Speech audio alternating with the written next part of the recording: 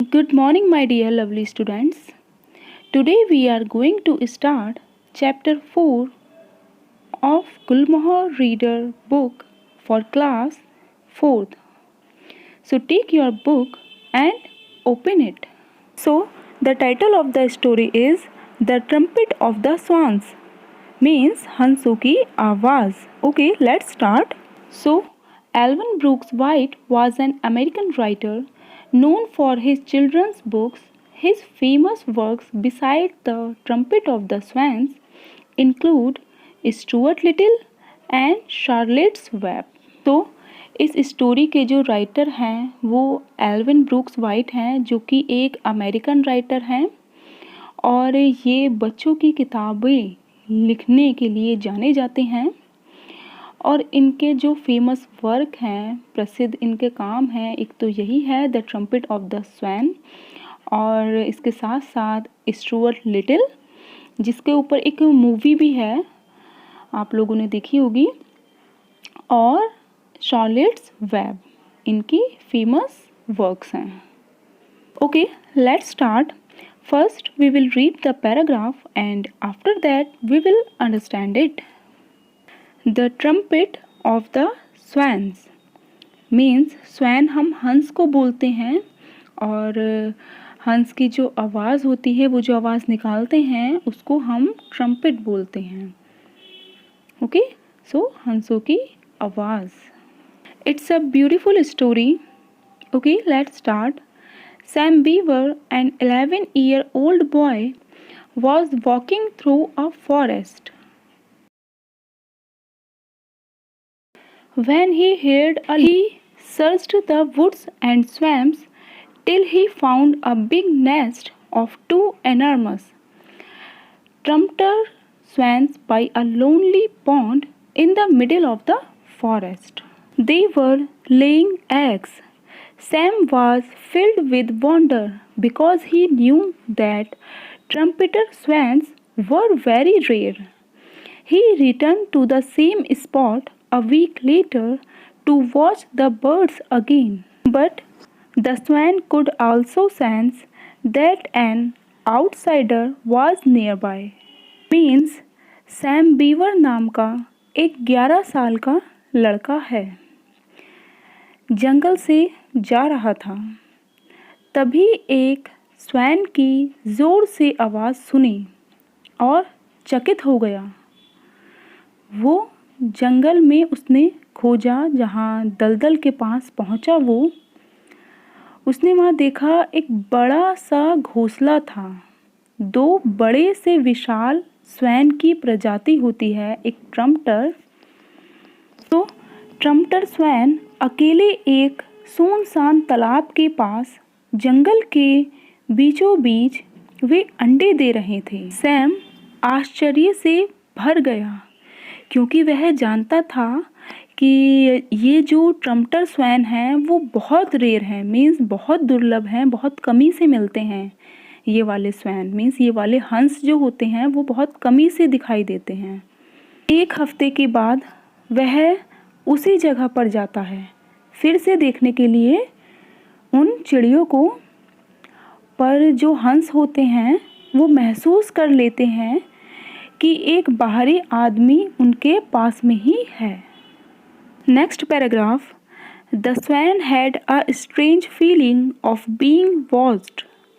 She twisted and peered uneasily and gazed intently at the point of land that jutted out into the pond near the nest, searching for an intruder. What she finally saw surprised her. There was a small boy sitting on a log. He was very quiet and he had no gun.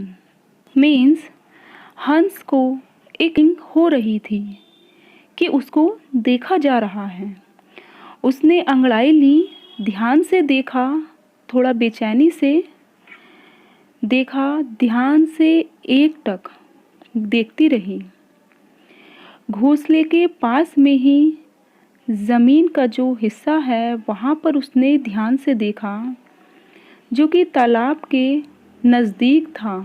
घुसपैठिए की तलाश में जो उसने आखिरकार देखा और उसने उसको आश्चर्यचकित कर दिया। वहाँ एक छोटा लड़का एक लकड़ी के टुकड़े पर बैठा हुआ था। वो बहुत शांत था। उसके पास कोई बंदूक नहीं थी।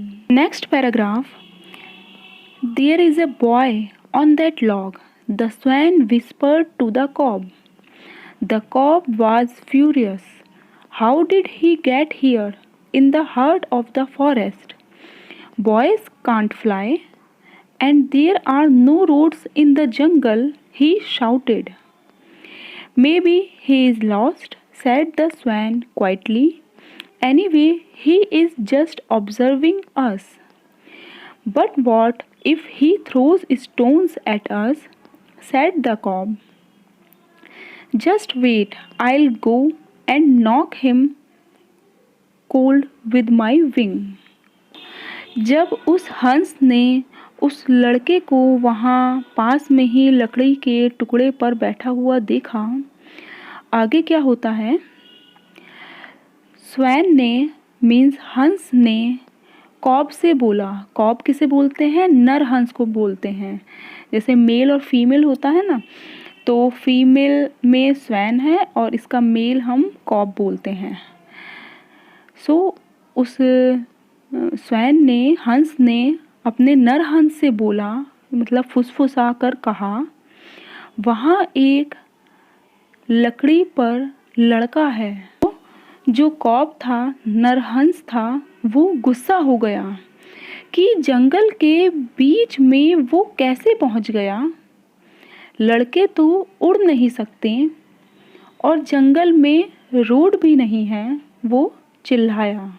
हंसने ने कहा, शायद वो खो गया होगा। खैर, जो भी हो वह हमें सिर्फ देख रहा है, ध्यान से।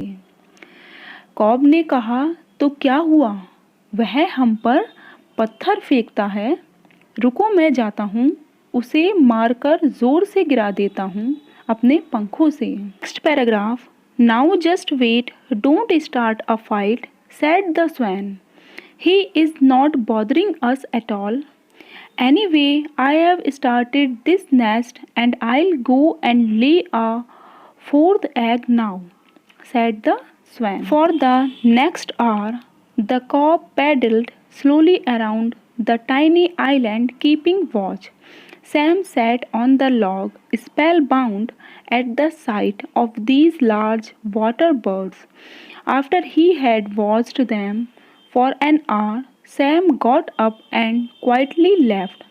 The birds watched him go.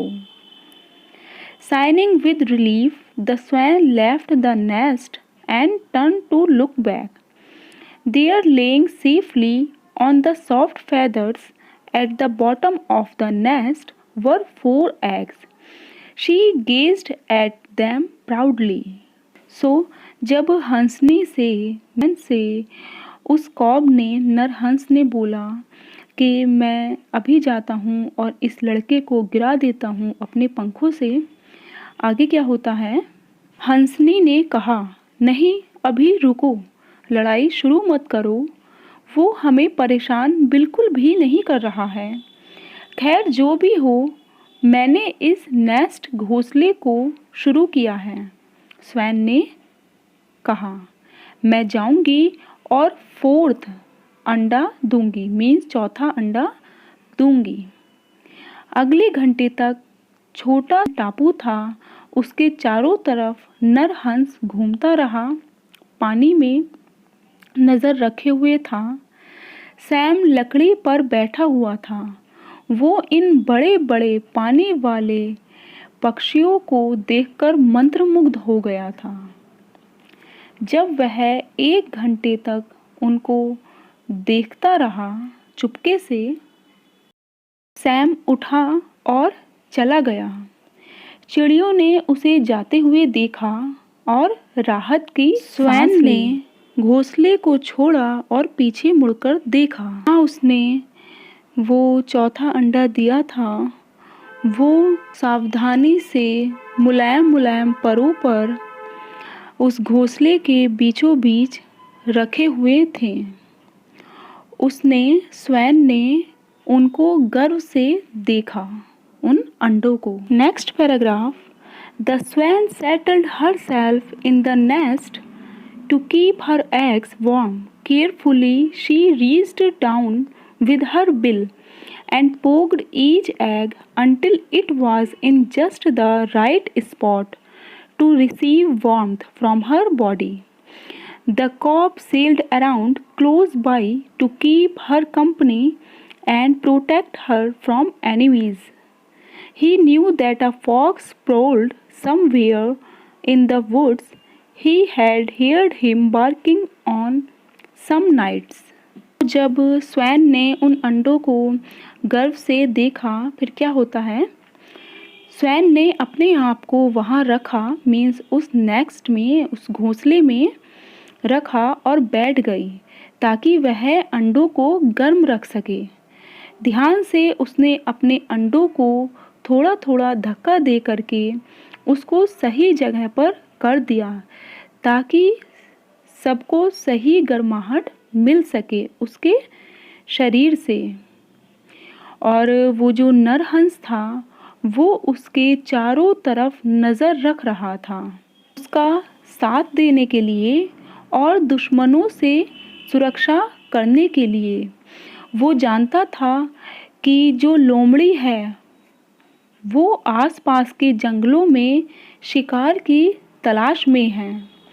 उसने उसे उसी रात को भौंकते हुए सुना था। Next paragraph.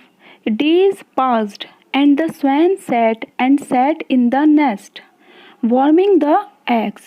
Through sun and rain, the weeks went by. No one disturbed her.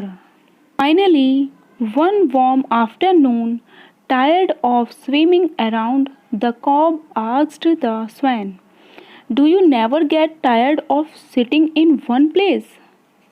Means ऐसे ही कई दिन बीत गए। हंस ने घोंसले में बैठती रही और वो अंडों को गर्माहट दे रही थी, जिसको अंडे सेना बोलते हैं। धूप से, बारिश से बचाते हुए कई हफ्ते बीत गए। किसी ने उसको डिस्टर्ब नहीं किया। अंत में एक दिन गर्म दोपहर थी। वहाँ चारों तरफ तैरते तैरते नर हंस ने पूछा कि क्या तुम एक ही जगह पर बैठे बैठे थकती नहीं हो? नर हंस ने हंसनी से पूछा। Next paragraph. No, replied the swan, not really. Isn't it uncomfortable to sit on eggs? Yes, it is, replied the swan, but I won't have to sit for long. Our cygnets will be born soon. Don't you ever feel hungry or thirsty? Asked the cob. Yes, I do, said the swan. I am actually very thirsty right now. तो जब cob ने swan से पूछा था कि तुम क्या यहाँ पर एक ही जगह बैठे बैठे अंडों पर थकती नहीं हो? स्वैन ने बोला, नहीं, बिल्कुल नहीं। कॉब मीन्स नर हंस ने कहा, यहाँ अंडों पर बैठना थोड़ा दिक्कत नहीं होता तुमको? हाँ, होता है, स्वैन ने बोला, लेकिन मुझे बहुत लंबे समय तक नहीं बैठना होगा। हमारे जो बच्चे होंगे जल्दी जन्म लेंगे। क्या तुम कभी भूख प्यास महसूस नहीं करती? कॉब ने पूछा। हाँ, करती हूँ, मैं भी बहुत प्यासी हूँ। Next paragraph. The swan decided she could safely leave the eggs for a few minutes. She pushed some loose feathers around the eggs to hide them and keep them warm. Then she stepped off the nest and entered the water to take several quick sips. She glided over to a shallow place, thrust her head under water, and pulled up tender greens from the bottom.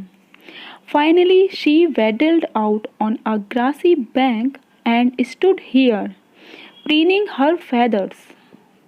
जब swan ने बोला कि हाँ वास्तव में मैं बहुत प्यासी हूँ, तब स्वैन ने डिसाइड किया कि सुरक्षित रूप से कुछ मिनटों के लिए वह जाएगी अंडों को छोड़कर, और एग्स के चारों तरफ उसने पंखों को गिरा दिया उनको ढकने के लिए, उनको गर्माहट देने के लिए।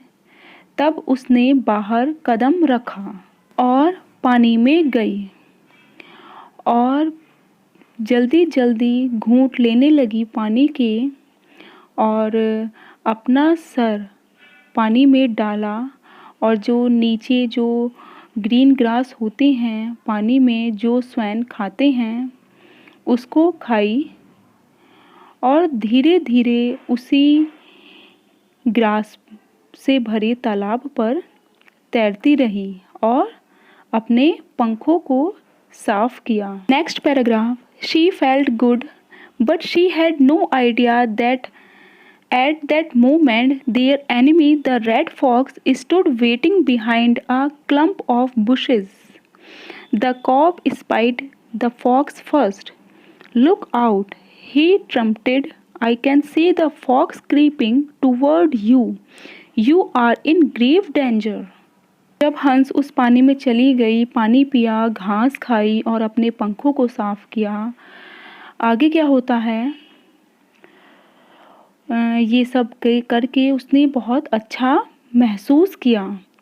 लेकिन उसको नहीं पता था कि एक रेड फॉक्स मीन्स लाल लोमड़ी जो उनका दुश्मन था वो उनको झाड़ी के पीछे से देख रहा है। जो हंस था उसने ऑब्जर्व कर लिया था उस रेड फॉक्स को। उसने कहा, ध्यान रखो, मैं देख सकता हूँ कि वो फॉक्स तुम्हारी तरफ बढ़ रहा है और तुम एक बड़े खतरे में हो। Next paragraph, but just as the fox was about to spring on the swan, a stick came hurtling through the air, surprising everybody.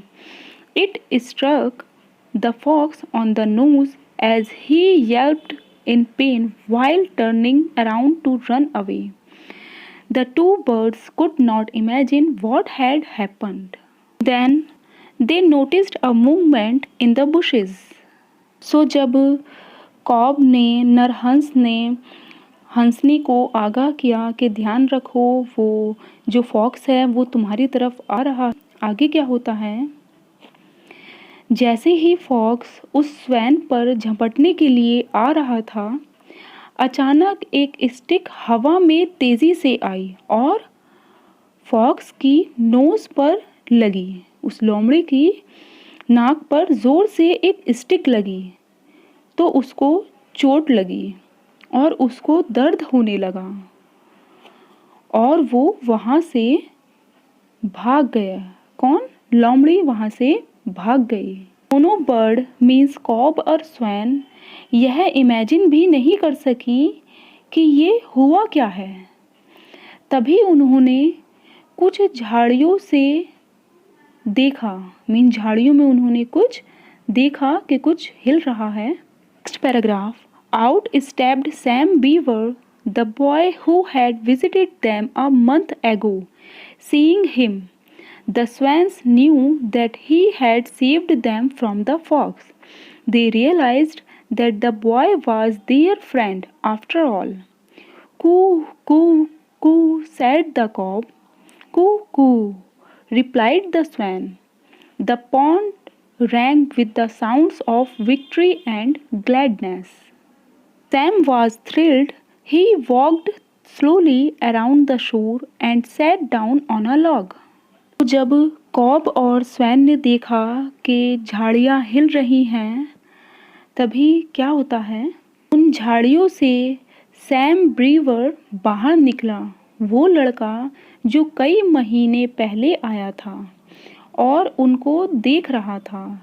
Swan जान गए कि इस लड़के ने उनकी जान उस फॉक्स से बचाई है। उन्हें रियलाइज्ड हुआ कि यह लड़का उनका मित्र था, उनका दुश्मन नहीं।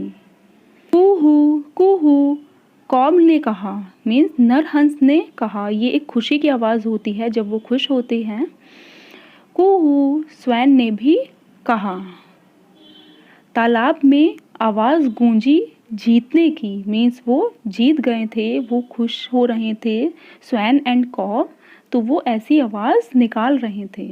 सैम को और ज़्यादा अच्छा लगा और वो धीरे से किनारे पर रखे उस लकड़ी पर बैठ गया। Next and the last paragraph is the cob swam over towards Sam, climbed out of the pond, and stood close to the boy, looking at him in a friendly way and arching his neck gracefully. Once he ran his neck far out cautiously and almost touched the boy. Sam never moved a muscle, his heart thumped from excitement and joy. The swan paddled back to her nest and returned to her eggs. She felt lucky to be alive. तो जब Sam उन birds की means cob और swan की जान बचाकर धीरे से किनारे पर उस लकड़ी पर बैठ गया, आगे क्या होता है?